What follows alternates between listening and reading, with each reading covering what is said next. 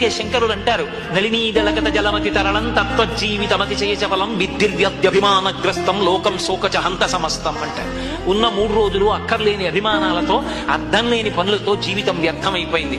ఒక్కసారి వెళ్ళిపోయాడా ఇంకంతే. కాయము వీడి జీవుడతి అతి కంపిత చిత్తత నీకు చుండ, ఓ నయనయంచు ఎచ్చు నిజ నందన నందినులైన గాని కందోయిని భస్మముల్తులతో దుఃఖమహంబుని సొచ్చు పత్నియున్ కాయము వీడిరారు కదా, చేసిన కర్మము పుణ్యము తప్ప శంకర ఏమొస్తాయి?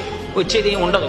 కొడుకు అక్కరవాడికి వస్తాడు, కింవానేన ధనేన వాజికరి విప్రాప్తేన రజ్జేన కింవా పుత్ర కళత్రమిత్ర పశుభిర్దేహేన గేహేన కిం జ్ఞాతైత క్షణ భంగురం సపతిరో చాజ్యం మనోదూరత స్వాత్మార్థం గురువాక్యతో భజ భజ శ్రీ పార్వతీ వల్లభం అంటారు శంకర భగవత్పాదులు.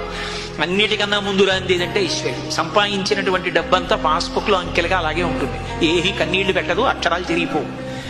కొనుక్కున్న వాహనాలు ఆఖరికి వాటి కాడి కట్టడానికి తీసుకొచ్చిన